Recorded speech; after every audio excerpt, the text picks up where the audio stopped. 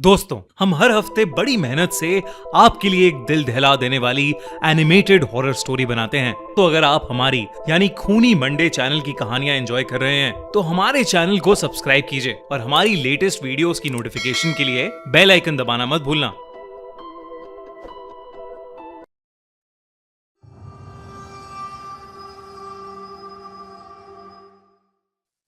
गर्मियों की छुट्टियों का एक अलग ही मजा होता है।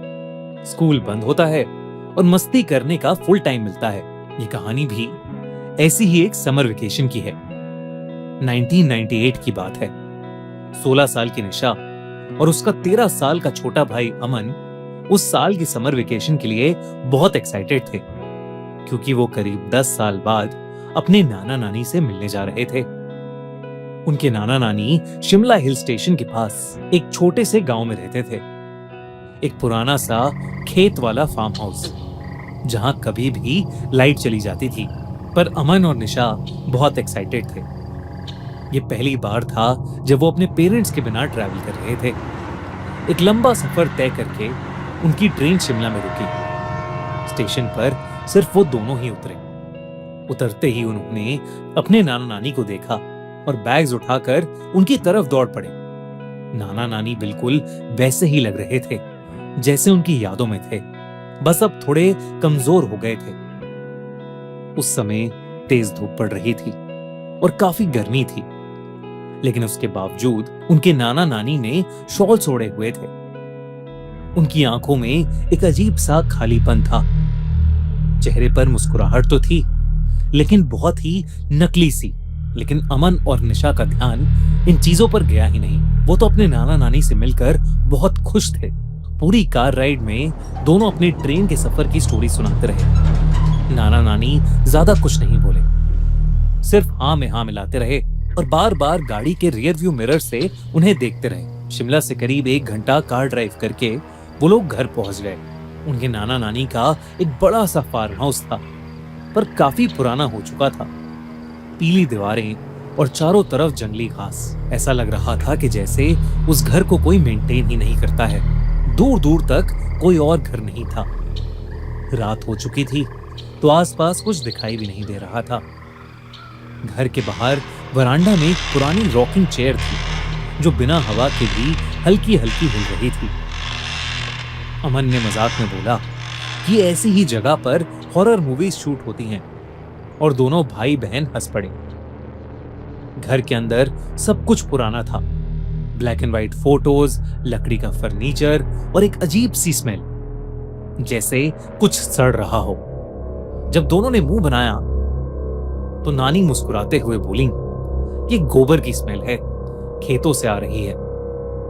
ये कहकर नानी किचन में चली गई और नाना जी ने उन्हें उनका रूम दिखाकर खाने के लिए आने को बोला। उनका रूम काफी बड़ा था, पर खिड़की से सिर्फ अंधेरा और लंबी घास दिख रही थी। थोड़ी देर बाद नानी ने खाने के लिए बुलाया। सब डिनर के लिए बैठ गए। नाना नानी उनके साथ डाइनिंग टेबल पर बैठे तो सही, पर उन्होंने कुछ खाया नहीं। बस यही रिपीट करते रहे कि वो दोनों कितने खुश हैं कि बच्चे आए हैं। ये बात दोनों बच्चों को पहले तो बहुत अजीब लगी, पर वो दोनों अपने नाना नानी से 10 साल बाद मिल रहे थे। शायद उनके नाना नानी ने उन्हें बहुत ज्यादा मिस किया था। डिनर के बाद निशा और अमन अपने रूम में चले गए। थोड़ी देर बाद नाना जी कमरे में आए।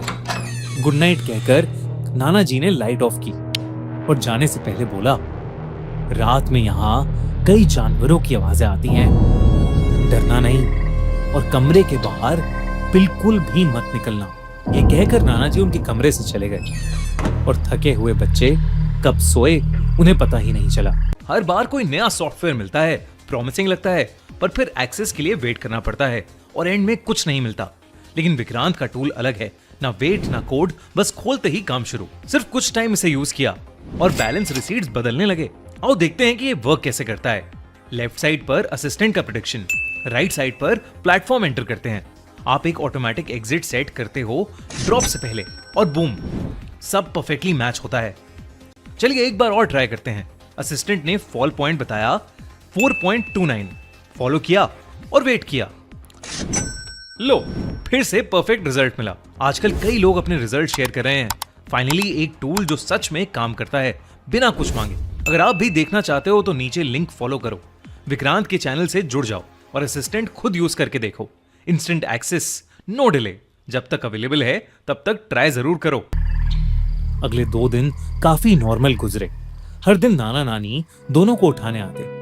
निशा अपना ज्यादातर समय एक विंडो के पास बैठकर स्केचिंग करते हुए बिताती थी। उस विंडो से सिर्फ पेड़ दिखते थे, सारे के सारे एकदम एक जैसे। अमन घर के आसपास घूमता रहता या घर के पीछे के कोने में एक पुराने झूले पर बैठकर अपने वॉकमैन पर गाने सुनते रहता।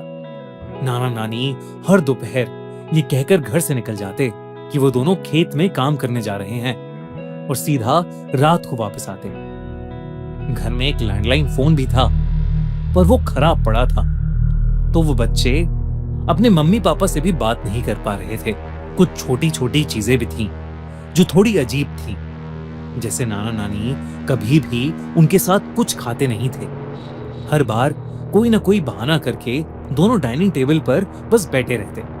एक बार अमन ने देखा कि किचन में फ्रिज खुला हुआ था और अंदर सिर्फ एक पतीला था जिसमें कोई लाल गाढ़ा सा लिक्विड था।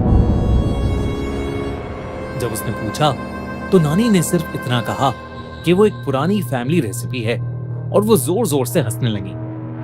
अक्सर नानी बेवजह जोर जोर से हंसना शुरू कर देती थी और नाना जी कई घंटों तक एक ही जगह बैठकर सामने किसी चीज को घूरते रहते।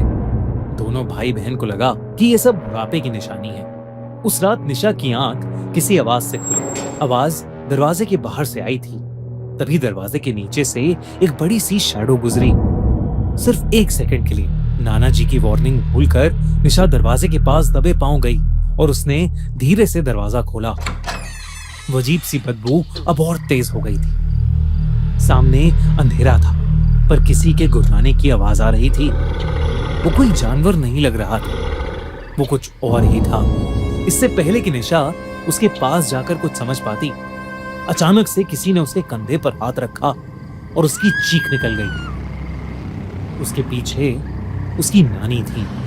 उनके चेहरे पर अब भी वही अजीब सी नकली स्माइल थी और उनका चेहरा अजीब सा सफेद पड़ चुका था। उन्होंने निशा को सोने को कहा। घबराई हुई निशा चुपचाप अपने कमरे में वापस आ गई, लेकिन वो डर के मारे सो ही नहीं पा रही थी। निशा को अब उस जगह से एक घबराहट होने लगी थी। अगली सुबह नाना नानी उसके कमरे में आए। दोनों का चेहरा बिल्कुल नॉर्मल था। रोज की तरह वो बोले, नाश्ता किचन में है और वो खेत में काम करने जा रहे हैं। जैसे ही निशा को मेन डोर बंद होने की आवाज आई, उसने राहत की सांस ली। उस दोपहर अमन बाहर झूले पर बैठकर अपना हॉलिडे होमवर्क कर रहा था जब उसे घर के अंदर से कुछ बच्चों के खेलने की आवाज आई। उसने पीछे वाली खिड़की से झांका तो उसे एक परछाई दिखी, मानो किसी छोटे से लड़के की हो। अमन को लगा कि शायद घर पर मेहमान आए हैं, पर जब वो घर के अंदर गया तो वहां निशा के अलावा कोई नहीं था। वो पूरे घर में उस लड़के को ढूंढने लगा और तब उसका ध्यान ड्राइंग रूम में पड़ी ब्लैक एंड व्हाइट फोटोज पर गया।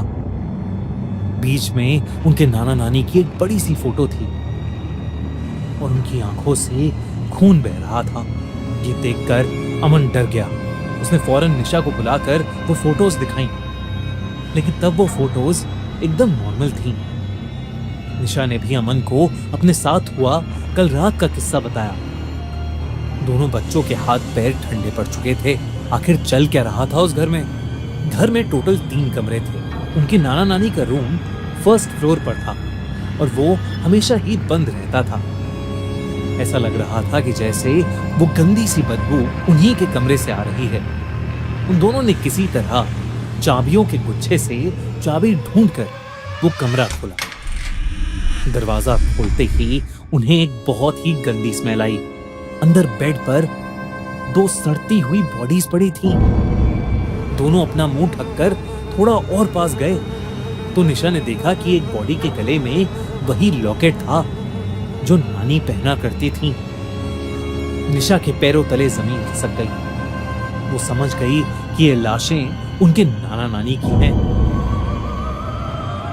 पर अगर ये लाशें उनके नाना नानी की हैं, तो वो कौन हैं जिनके साथ वो रह रहे हैं?